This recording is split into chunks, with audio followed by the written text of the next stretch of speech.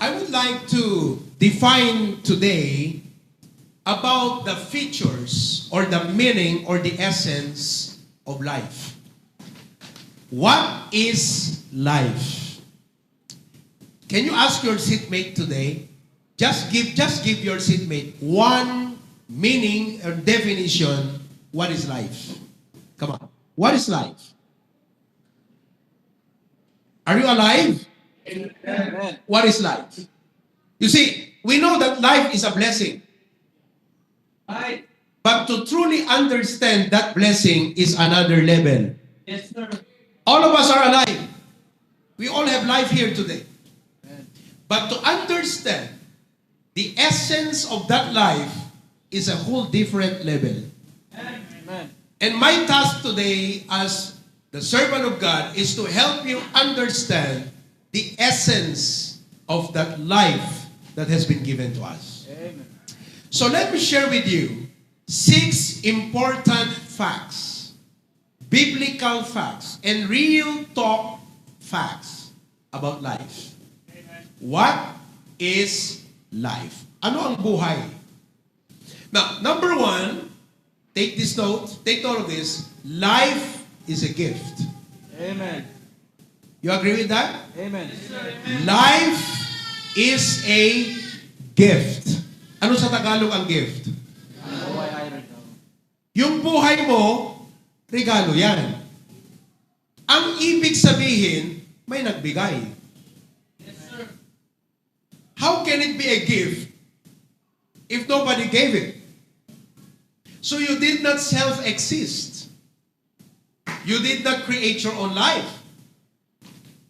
Hindi ikaw ang naglikha ng sarili mong buhay. Yang buhay na meron sa'yo ngayon, may nagbigay. Amen.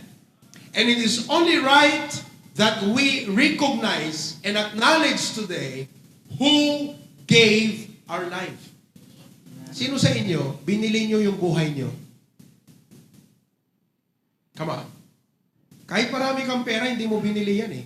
Amen. Sino sa inyo, pinag-ipunan nyo ang buhay nyo? You earn it. No, you did not. Who among of you, hiningin nyo ang buhay nyo? Listen, we did not buy, earn, or ask for our life. It was lovingly given to us. Amen. Hello? Kaya, magpasalamat ka dun sa nagbigay. Okay, sabihin mo sa katabi mo, mag-thank you ka dun sa nagbigay ng buhay mo. Naiintindihan niyo po yung point? So, because that life is a gift, we need to seek the giver of that life. Amen. The Lord. Ang problem ng tao ngayon, hindi yung buhay niya. Ang problem ng tao, disconnected siya dun sa nagbigay ng buhay niya. Right, sir. So because life is a gift, you need to value that gift. And the only way na ma-value mo yung gift na yan is to seek the giver of that gift. Amen. And then, listen now, do not live your life like that gift belongs to you. Live that life like it belongs to God. Amen. Hindi lang ito gift, pinahiram. Do you acknowledge na ang buhay mo pinahiram ng Diyos? Amen. Kaya kung mamuhay ka, huwag kang mamuhay na parang sarili mo yung gift na yan. Amen. Kundi mamuhay ka with the sense na hiniram mo ito sa Diyos. Amen. Naranasan nyo nang nanghiram ng sasakyan? Sino sa inyong nanghiram ng sasakyan? Amen. Di ba? Pag nanghiram ka ng sasakyan, maayos na hiniram mo, nung ibalik mo, sira. Tama ba yun? That's why you do not just do whatever you want to do with your life. Right. In the first place, you didn't ask for it. You didn't earn it. You didn't produce it. It was given to you as a loan from God. Therefore, don't destroy it. Amen. Don't destroy your life because life is a gift from God. Amen. Is that clear? Number 2, not only life is a gift, but number 2, life is fragile. Amen. Say the word fragile. Fragile. Sabi nung isa, life is fragile. Fragile. No, life is fragile. Anong ibig sabihin ng fragile? Di ba? Pagka ikaw ay bumubiyahe, they would ask you when you check in your luggage, they would ask you, do you have glass here or anything that can be broken and vulnerable to break? Tinatanong ka, di ba? Kasi lalagyan ng fragile. Yung luggage namin na isa, kamahal-mahal na luggage yun. Kaya nga namin binili, alam naming mahal, because we bought for its quality. You get what you pay, ika nga. But then one time, I think it was when we traveled here to Australia, right? Nung pauwi na kami, Taiwan. When we traveled, so no worries with Australia, okay? Relax lang kayo dyan. When we traveled to Taiwan last January, pag-arrive namin sa Manila, pag-arrive namin sa Lawag, okay? Nakita namin yung luggage na kamahal-mahal. Yung handle niya nabasag. Kaya magmula nun, from then on, every time we travel and use that luggage, we would always inform that guy in the check-in counter. We would say, please put fragile in that luggage. And he would ask, why, sir? Do you have breakable things inside? No, the luggage is breakable. And I want those who handle that luggage to be careful of our luggage. Your life is fragile. That means, don't be careless with your life. Amen. Let me say it again. Don't be careless with your life. Yes, sir. Be careful with your life. Marupok ang buhay. Amen. One wrong text, one wrong call, one wrong decision can change everything in your life. Amen. Kung may asawa ka, gumawa ka ng isang mali, can change everything in your life. Amen. Amen. Kaya kayong may mga asawa dito, na nasa Pilipinas ang mga misis nyo, your life is fragile. Amen. One wrong move, one wrong text can change many things in your life. Amen. That's why you need to be careful. Sabi mo sa katabi mo, be careful with your lives. Amen. Alam niyo kung gaano ka-fragile ang buhay? Accident can change your life. Amen. Malusog ka ngayon, pero pag nabangga ka dyan mamaya, yat adayon ni Apo Diyos, can change your future. Amen. Be careful in driving. Pakisabi mo sa katabi mo, be careful when you drive. Don't drink and drive. Don't text and drive. Don't eat and drive. You see that? Sickness can change your life. Heartbreak. Oh, sino sa inyo ang na-heartbreak na? Can change your life. One moment can change your whole future. That is why, listen to me. You want to handle your life properly? Go to the manual. This is the manual. Manual shows you how to make it work. Amen. Manual shows you how to troubleshoot a problem. Amen. Manual shows you how to properly handle that product. God did not only give you life, He gave you a manual. Know it, read it, study it, and Amen. apply it to properly handle your life. Amen.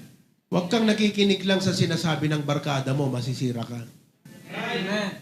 Huwag kang nakikinig lang sa suggestion at opinion. Pag may problema ka, pare, inom tayo, ka makinig doon. That's not how to properly handle life. Halimbawa, tinanggal ka sa trabaho, inaway ka sa trabaho. Ang sabi sa'yo ng kaibigan mo, kung ako sa'yo, Brad, maglaslas na ako. Kung ako sa'yo, Brad, ibangga ko na yung kotse ko dyan sa, ano po tawag nyo yung expressway dito? Sa motorway. Don't listen to that. Go to the manual. Amen. When you set plans, refer to the manual. Amen. When problems arise, refer to the manual. The Bible is the manual for your Amen. life. Amen. So please, don't tell yourself that you are too busy to have no time to come and learn the Bible. Amen. Learn the Bible. It will take you a longer way, a better way in your life. Amen. See, coming to church doesn't make your life harder. It makes it better and greater. Amen. Go to the manual. Life is fragile. So, go to the manual, and if you want to properly handle your life, don't just handle your life. Let somebody who knows everything about your life take control of your life. Amen. And that somebody is God. Amen. Ibigay mo sa Kanya yung manubela ng buhay mo. Huwag ikaw, baka maibangga mo. Huwag kang makinig sa sarili mong kagustuhan. Huwag kang makinig sa sarili mong emosyon. Huwag kang makinig sa sarili mong iniisip. Baka maibangga mo ang buhay mo. Ibigay mo ang manubela doon sa nakakaalam Amen. ng buhay na yan. Let God drive your life. Let God take control of your life. Ilang tao na po ang nasira ng buhay sapagkat siya ang humawak ng manubela ng kanyang buhay. And don't say, well, I will wait until later and I come to God because I'm still too busy. Listen, you may not have later. Amen. Oh, alam mo, pag may time na ako, tsaka ako hahanapin ang Diyos. Baka wala ka ng time.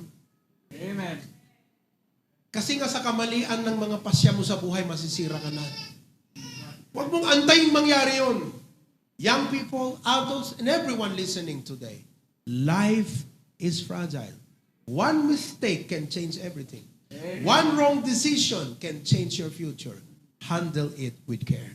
Amen. Don't be careless. Amen. Hindi dahil gusto mo, gawin mo. Hindi lahat ng gusto mo, tama. At hindi lahat ng tama, gusto ng pakiramdam mo. Amen. Dapat doon ka sa tama. Life is fragile. Number 3, not only life is a gift, not only life is fragile, but number 3, life is full of choices. Life is full of choices. See, life is not about having money. It's about how you use that money. That is called decision.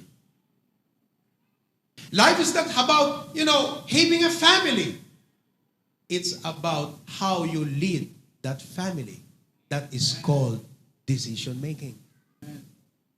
Life is not just having about a degree. It's how you use that education that counts. That's what you call decision. Life is not about living in the Philippines or going to Australia or Taiwan or Canada or the US.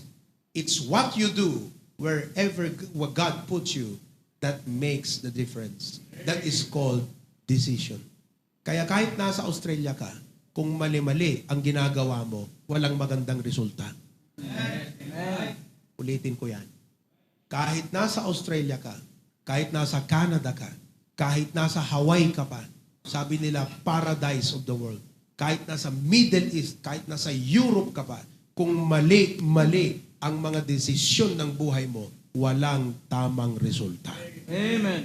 Because life is full of choices. Kaya mga kapatid, sana ma-realize natin sa oras na ito, be careful with the choices that you make. Yung pagpunta mo rito ngayon is a good choice. Whoever invited you to be here today, that person truly cares for you. Amen. Because you could be somewhere else. Malamang sinabi ng mga barkada nyo, bukas pre, doon tayo sa sa dagat. Fishing tayo. Maaring may nagyaya sa'yo, bukas doon tayo sa Robinson. Robinson's, brother, in the Philippines is our mall. It's one of the big malls in the Philippines. It's like the Westfield here. Okay? O bukas doon tayo sa magmotor tayo, ikot-ikot tayo ng lahat, mag-loop tayo. Mag-rides tayo. Right? Listen, it's not about your friends. It's not about what you feel. It's making the right choice. Amen. It's important to make the right choices in life. Once you make the right choice, some choices can cannot be altered anymore. That's why I always say, every day you make choices. I call that basic choices. Like, what do I wear today? That's a basic choice. Isn't it? Did you choose what you wear today? Amen. Amen. Did somebody choose what you wear today? Even if your wife chose what you will wear today, still you chose for your wife to choose what you will wear today. That is still a choice. Hello? Oh. Diba? Ayaw mo to. Pero, sabi na beso, maganda yan. O sige na nga. Choice yun. Right? You choose what food to eat. Ano ba yung mga binaon yung mga kapatid? Pinakbet, ano pa yung mga baon ninyo dyan? Adobo? Kagabi, alauna ng madaling araw, hindi kami makatulog ni Ma'am Kay. Kasi nga, umaakyat yung amoy ng adobong niluluto ni Nelson Grabson. Wow. Ewan kung nananaginip ako o hindi pa kami tunog. Grabing adobo yun. Diba? Kahapon, yung mga hindi nakapunta, grabe, nag-fishing kami. Nakahuli kami ng malaking isda. Ay, hindi pala nakahuli. Nakahingi ng malaking isda. We traveled 1 hour to that lake for fishing. Nakakuha ko ng 3. Si Toto, nakakuha ng wala. Hindi, ang nakuha niya, yung kahoy. Si Brad Noel, nakakuha ng grabe, laki. Ang laki nung kanyang fishing rod. Right? But then, nung mag-walking kaming ganyan, sabing ganyan, may nakita ako mga Pinoy. May malaki silang nakuha na, grabe, kaslap lang. Alam mo itong Bible na to? This Bible, as big as this. The tilapia was as big as this. St. Peter fish, brother. As big as this. 2 ganito, 2 fishes. And when they learned that I'm a pastor, one of them said, Pastor po kayo? Yes. Kunin niyo na po yung isa. Oh, salamat. Kaya nung nakakuha ko na yung isa, sabi ko, uwi na tayo, sulit na tayo. Kota na. Niluto namin kagabi, ang sarap ng luto ni Dexter. Grabe, maraming suka. Grabe. But you choose what to eat every day. Amen. You choose what to buy in the grocery. Those choices can affect you. Amen. It could be minimal, but it affects you. But listen to me. There are choices that are not only basic choices, there are life-defining choices. When you say life-defining, this is a choice that can affect the next 10 years of your life. It can affect the next 20 years of your life. Meaning, when you make the right choice, it will be a 10 years of regret. Amen. It could be a lifetime of regret. Like choosing who to marry, choosing where to work, choosing what job, choosing what course in college. It could become a lifetime of regret. It's unalterable. That's why be careful with the choices that you make. Amen. If life is full of choices, you see, you believe in the devil? The devil is real, even if you don't see him. He's the enemy of God. He's the enemy of our soul. He does not have to destroy you, Edmond. He just needs to distract you. Even if you are straightforward to God right now and say, every Sunday I'll go to church. Every prayer meeting I will attend church. One day He comes to distract you. And you made that choice to get distracted because of temptation. It will change everything of your Christian life. Life is full of choices. Amen. That is why you need to be careful and make the right choices in life. Hindi lahat ng maganda sa paningin mo ay tama. At hindi lahat ng tama ay maganda sa iyong paningin. Be careful with the seemingly good things in life. Tell your seatmate, please, make the right choices. Amen? And listen to me. Lowell, right?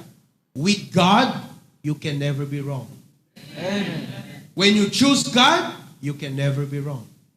Whatever choices you make outside of God, you are wrong. You are only right when you choose God in your life. Amen. Life is a gift. Life is fragile. Life is full of choices.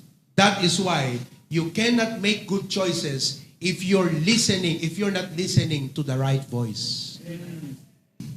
You see, do you know that game, ano ba yun sa Tagalog, yung palo sa banga? Palosebo, hindi akyat yun eh. Palosebo, umakyat ka sa ano eh. Pagpalo sa banga, pagbasag banga, ma'am, kaya na kayo mag-translate kay Joseph. I don't know that. Yeah? See, we have this native game in the Philippines, Joseph. You know, that they will blindfold the kid with the handkerchief. Ayun, paputok ng palayok. Oo, paputok ng palayok. Pukpok palayok. Ayun, pukpok palayok. Okay? Alright? And then, anong gagawin? Paikot-ikutin yung batang ganyan. Di ba? Tapos maya may hawak niya yung pamanong ganyan.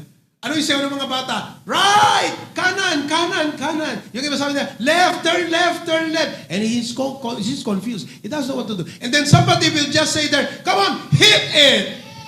Wala, hindi niya na-hit. No, 0.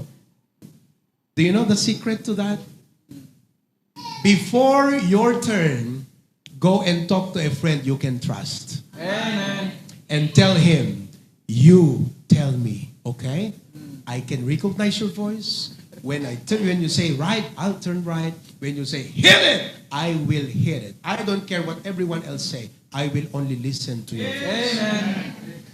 So, when they will blindfold you now, and that friend, you can always recognize that voice of your friend, right? Maganda to. Gawin nyo kaya to pag nag-program kayo, ano? This is very good and this is fun, right? So, sabi niya kanya, sabi nung iba, left, left, left. Sabi niya, no, right, right, right. Okay, right, right, right. Okay, straight. Sabi niya, straight, straight. Tapos sabi ng iba, sabi ganyan, sige, go straight. Sabi nung friend mo, hit it! Bang! You got it. Why? You listen to the right voice. Amen. A voice you can trust. Amen. I mean, listen to me. Only God is the person you can truly trust. Amen. Pwedeng lokohin ka ng tao, pwedeng lokohin ka ng kamag-anak mo, pwedeng lokohin ka ng kaibigan mo, pero ang Diyos, hindi ka niya lolokohin. Listen to God. Life is full of choices. Raul, sa Diyos ka makinig. Amen. Hindi sa kung anong sabi ng tao. Amen? Okay, number 4. Are you learning so far? Amen. Very good. Not only life is a gift, not only life is fragile, life is full of choices. Okay? Marami tayong verses dyan, ha? I'm not trying to diminish the Bible. Pagkat ito ay talagang sa Biblia natin inaaral ito. What is life? Number 4, life is a journey. Life is a journey. Do you know what's a journey? How many of you like to travel? How many of you tried to drive from Brisbane to Sydney? Yeah, you did. Ilang oras kayo nagbiyahe from Brisbane to Sydney? That's 9 hours. Wow, that's quite a travel. Oh, yung isa nakasabay ko sa eroplano, nakasabay namin ni Ma'am Kay sa eroplano nung papunta kami rito. Sabi ko, saan kayo nagtatrabaho? Pinoy, taga Baguio City. Saan kayo nagtatrabaho? Sabi niya, doon kami sa, ano ulit yun? Cairns? Cairns? However you pronounce it, okay. You get what I mean? Sabi niya, grabe, ang layo nun, Pastor. 12 hours drive. 24? Grabe, 24 hours drive. Kamali pala ako sa nauna ko sa kanya. 24 hours drive. That's a travel. And you know, life is a journey. Amen. Earth is not your final destination. Amen. Remember that. Hindi ito ang final destination natin. Nagbibiyahe lang tayo dito. Ang sabi ng Hebrews 11 verse 13, these all died in faith, not having received the promises, but having seen them afar off, and were persuaded of them, and embraced them, and confessed that they were strangers. We are all strangers here on earth. Amen. This is not where we belong. Heaven is where we belong. Amen. Heaven is our final destination. Amen. We are just on a journey. Sabi mo sa katabi mo, God bless your journey. God bless. Strangers and pilgrims. Ibalik mo na yun, Aldrich. Thank you. Strangers and pilgrims on earth. We are just passing through. Amen ba? Kaya nothing is permanent here. Nothing is permanent. Everything is temporary. Amen. Everything can change. Because we are just passing through. It's not how fast you travel. But where is your direction? Amen. Some people travel fast. They drive beyond the speed limit, Joseph. That's illegal. Amen. Huhuliin ka rito. That's violation. Toto yesterday was driving. Yeah? And Brother Noel was signaling his light. And you know what Toto said, Brother Noel? They felt nervous. They thought it was a police trying to pull them over. See that? Sinisignal na ng ilaw eh. Natakot siya, pull over tayo ng police dito. Sa likuran kami. See, it's not how fast you travel. Some people travel fast. Ang bilis nilang yumaman. Hello? Ang bilis nilang nagkaroon ng pera. Ang bilis nakatapos. Ang bilis. See, we live in a fast-paced world. And it seems that the rule of the game is speed. No, it's not speed that is the rule of the game. It's the direction. Amen. I don't care how fast you are, but if you're headed to the wrong direction, everything is useless. Amen. Even if your pace is slow, if you're headed to the right direction, that's good. Amen. Kaya tanong ko sa'yo, are you heading to the right direction in your life? Amen. Tama ba yung direction ng buhay mo ngayon? Kahit nasa Australia ka, pwedeng maling direction mo sa buhay eh. Kaya dapat nasa tamang direction ka talaga. Kailangan mo ng GPS. Tama yung sabi ni Brad Noel. GPS is Global Positioning System. In the Christian faith, we call it God's Positioning System. Amen. Let God direct your life. Amen. Kaya sabihin mo, Noel, sabi mo, Lord, 2 days pa lang ako rito. Tamang sabi ni Pastor, excited ako what's in here. I'm excited to explore what's in here. You're excited for now, later, no more. But you know what, Noel, let me give you a piece of advice. Make sure you're headed to the right direction in your life. Amen. I'm referring to God's plan for your life. Amen. Kaya mga kapatid, hanapin nyo ang plano ng Diyos sa buhay nyo. Ask the Creator, Lord, what do you design before? What is your purpose in creating me, God? Why did you give me life? What is your purpose for my life? Have you ever asked God before? Oh, tanungin mo yung katabi mo, do you know God's purpose for your life? Come on, ask your seatmate. Do you know God's purpose for your life? Amen? Amen. I remember, we were traveling to Manila one time, and I asked 2 of our young people to drive for me. Okay? And I drove from Bacara to La Union. Once we got to the SETEX. No. Sorry. Tiplex. Okay? I told one of those guys, driver ko yun, sabi ko, you drive. I will sleep. Okay? So I slept. And after about an hour, maybe a little bit more than an hour, I woke up, Joseph, and I said, where are we now? He said, Pastor, we are now in NLEX. That is North Luzon Expressway. It's a, what do you call your expressway again? Motorway. It's a motorway. Okay? NLEX. So I felt confident. Okay, we're headed to the right direction. We're almost there. NLEX na kami. All right? So I went back to sleep. But I came to realize, NLEX, how come there's not many cars? Okay? Until I saw a signage and I realized we are not in NLEX. We are not headed to Manila. We are headed to Angeles.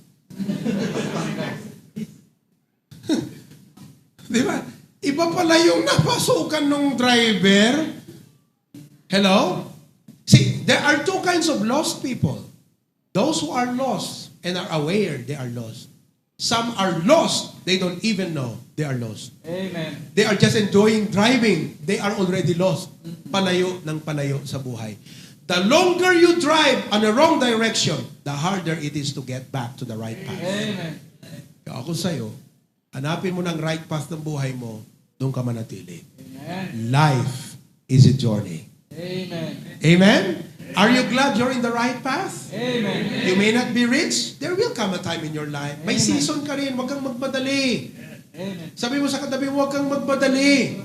May panahon ka rin. Ang importante, tama yung direction ng buhay mo. Amen. Life is a journey. Number 5. Amen. We're about to close now. Number 1, life is a gift. Number 2, life is fragile. Number 3, life is full of choices. Number 4, life is a journey. Number 5, life is short. Amen.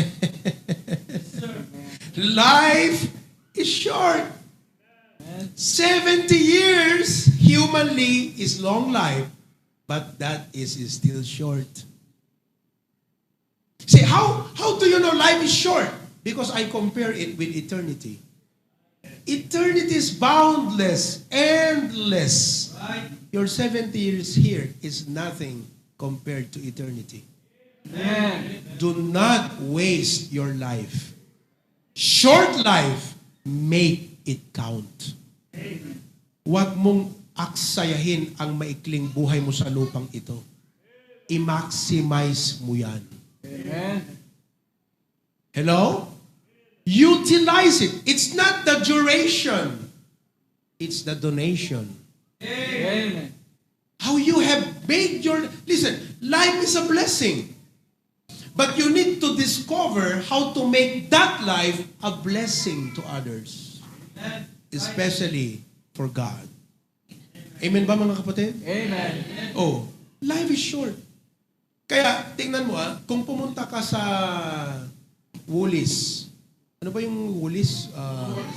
Woolworth. Okay. Ano yung isa? Coles. Okay. When you go to the Coles or Woolworth, you don't just put anything on your grocery cart. What do you do first? Come on. Before you purchase or put any product in your cart, what do you do first? Di ba? Ito. You count your money. You count your money. If it is a credit card, you count your credit limit. And you count how much you're able to pay for it. Because, okay, literally, let's take it more conventional. I mean, more conventional, traditional. No credit card, just money. I know you all guys here are using your phone to tap it, not that card anymore, right? Okay, let's take it conventional. Say, money. You count your money. Because if you fail to count your money, and you proceed to those products and put in a lot of products in your cart, then you proceed to that counter. Tip, tip, tip, tip, tip. And it says $5,000. And then you reach to your pocket and you only had $100. Oh my. So when you realize you only had $100, you will spend that $100 for the essentials. If you realize that your life is short, don't waste it with drinking every night. Don't waste it with whole day of playing on that online game. Don't waste it with barkada. You make it count. Alam mo ibig sabihin ng life is short? Pwede ka nang mamatay bukas. Grabe ka naman, pastor. Totoo. Sino sa inyo makakapagsabi, buhay pa kayo bukas? Pwedeng sabihin mo sa katabi mo, pwedeng mamatay ka na bukas, Brad. Listen, if you knew this is your last day, will you go fishing? No, you will not. You will definitely call your family in the Philippines and say, Love, mga anak, this is my last day on earth. Right? You will spend it with the essentials. Do you know why young people waste their life? Because they have no sense of the shortness and brevity of life. Right. They are young and they think they will live long. How many people died at a young age? When you realize that life is vulnerable, life is fragile, and life is short, you will spend your life on the essentials. Amen. That's why the Bible says in Psalms chapter 90, verse number 12. Psalms 90, verse number 12. So teach us, look at this. So teach us to number our days, that we may apply our hearts unto wisdom. Amen. See, when you ask your seatmate, okay? Let me point out something. Ask your seatmate, how old are you? Be honest, please. Be honest. How old are you? Okay, listen to me now. Life is not about how old are you. Life is about how many years left. So when you have your birthday, let me give you a piece of advice. Don't count up. Count down. Amen. Because if you keep counting your age, I'm 39. On the 10th of May this month, on the 10th, it will be my 40th birthday, Joseph. Happy birthday to me. But do you know how I live my life? I do not count my age. I know, subconsciously, I count my age. But intentionally, to live my life, I don't count my age. I project my life. If I will live up to 60, I have 20 years more. The question is, what will I do in the next 20 years? Listen, you work, and work, not realizing your life is short. Ang pamilya nyo, iba sa inyo, nasa Pilipinas. Mamamatay ka na, hindi mo pa nakasamang anak mo. Life is short. Amen. That is why you need to make your life count. Don't just count your years. Make your years count. And the only way you can do that, listen to me, is instead of chasing money and fun and fame and wonder, where did those years go? What happened to my life? What did I do with my years? Puro inom, alak, sugal. Sabi nga ni Brad Noel, yung mga nanonood, ang galing. Nung sila daw ay kabataan, may tawag sa kanilang grupo, the ABC group. What is ABC? Alak. B, babae. C, casino. Social si Brad Noel. Yung iba rito, sugal lang siya, casino. And nung later on, nadagdagan pa ng D, droga, drugs. And you wonder, you spent your life there, you thought it was happiness. And it's indeed happiness. But it was not joy. It was happiness. It was fun. Now you're wondering, where did those years go? It was wasted. Amen. It was all wasted. That's why don't waste your years. Don't spend your lifetime in A, B, C, D. Ano yung E? Oh. Spend your life for letter E, for that which is eternal. Amen. Make it count for eternity. See, whatever you do here has a corresponding reward in heaven. If you are saved, you don't do good works here to earn your salvation. You have received Christ, you got your salvation, and whatever you do for God here will be compensated in heaven as a reward. Amen. Amen? Amen. Make your life count. Hindi yung trabaho ka ng trabaho, akala mo matagal ka pang mabuhay. Sa sipag mong magtrabaho, umiikli na kayong buhay mo eh. Puro stress ka eh. Tignan mo yung mata ng katabi mo. Tignan mo. Oh, stress na yan. Life is short. Amen? Amen. I hope soon you can bring your family here. Amen. Because life is short. Julius, I hope you could bring your family here soon because life is short. Amen. Mamamatay ka, hindi mo pa nakasama yung pamilya mo. You provided for them. You see, spend it on the essentials. Amen po ba? Amen. Number 6 and last. Wow! This is the last thing now. Okay? Let's review. Number 1, life is a gift. Number 2, life is? Fragile. Number 3, life is? Full of choices. 4, life is a? Journey. 5, life is? Short. Lastly, life is uncertain. Amen. Life is uncertain. You can save your money in the bank. What if the economy crashes? You spend it on the stock market. What if the economy crashes? And then you begin to sell all of your things. Life is uncertain. You can secure your future, but your health is not certain. Naglalakad ka dyan, nagjajag. May nakita ako sa Facebook. Walang kamalay-malay. That morning, he was in a good intention to go jog and get exercise and relax himself and prepare himself for the day. Nagja-jogging, biglang binangga ng sasakyan. And it was the end of his life. If it is not the end of his life, baldado, vegetable, he was paralyzed for the rest of his life. Everything is uncertain. Amen. That's why don't be proud with whatever you have right now. Amen. That can be totally lost tomorrow. Amen. Huwag kang maging mayabang sa kung anong meron ka ngayon. Pwedeng mawala lahat yan Amen. sa isang iglap. Be humble. Be thankful. Amen ba? Amen. Life is uncertain. You don't know your future. Amen po ba?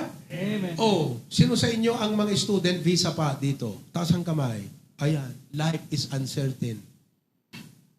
That's true. Ha? Buti na lang, meron tayong migration lawyer dito. Lapitan niyo mamaya si Ma'am Dalia. Ha? Lapitan niyo. Pa-advise kayo sa kanya. Magaling yan. Very friendly. I mean, very friendly. Wonderful, wonderful. Okay? Now, listen, life is uncertain. That's why, listen to me now. Proverbs 27:1. Proverbs 27:1. Can you put it back on the screen? It says, boast not thyself of tomorrow. Meaning, don't be proud of tomorrow. You know what makes people proud of tomorrow? Because of their state at the present. Mayaman na ako. Pakape-kape na lang ako. Nabibili ko na yung sasakyan ko, cash. Bibili ko na yung sasakyan ko, ay yung bahay ko, cash. Samantalang tayo, puro bangko-bangko. Hello. Amen? Parang bumibili lang ng candy. Ha! Grabe, sabi niya. Parang yung matanda doon sa Bible. Sabi niya ganyan, wow, look at my harvest, he said. It's bigger than I thought. And then he said, what will I do for my harvest? Sabi niya, this will I do. I will tear down my barn and build a bigger one and save all of that in that bigger barn. And I will say to my soul, soul, you have labored for many years. Now you are a retiree. Eat, drink, and be merry. And God said, fool, I'll take your soul tonight. So, anong kwenta ngayon ng kayamanan niya? Life is uncertain. That's why listen to me now. Let me point you to the one who knows everything of the future. That is God. Amen. Listen, you don't need to know the future when you know the one who holds the future. Amen. Hindi mo kailangang matakot sa kinabukasan mo kung kilala mo yung may hawak ng iyong kinabukasan.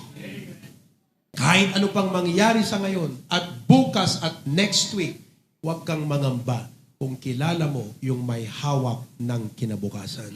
Amen. Walk with God, know God. Kaya alam nyo, bottom line, simple to. Ang dami kong naibigay na wisdom at mga thoughts na talagang magti-trigger ng utak ninyo. But the thing is this, go back to your Creator. Amen. Go back to your God. Learn the Bible, the manual for your life. See, kayo po mga bisita namin, I hope this is not the last time you come and attend our church. There's so much more to learn about God. Amen. Kayo mga kababayan, hindi lang puro trabaho. Kailangang hanapin nyo ang Diyos. Kilalanin nyo ang Diyos sa inyong buhay. Amen. Kanina po, binahagi ko ang kaligtasan and praise God, many here profess to receive Christ as their personal Savior. Brethren, life is a gift from God. Pinahiram lang ng Diyos sa iyo yan. Huwag mong sirain. Life is fragile. Don't be careless. Life is full of choices. Choose God and you will never go wrong. Life is a journey. It's not how fast you drive. It's the direction that matters. Life is short. Make it count. Huwag mong aksayin. Konti na nga lang. Inuubos mo pa sa alak at babae at kasino at droga. Ubusin mo na yan for eternity. Amen. Life is uncertain. You don't have to fear tomorrow if you know the one who holds tomorrow. Amen. And all of God's people say, Amen. Sino pang na-bless sa inyo ngayong umaga?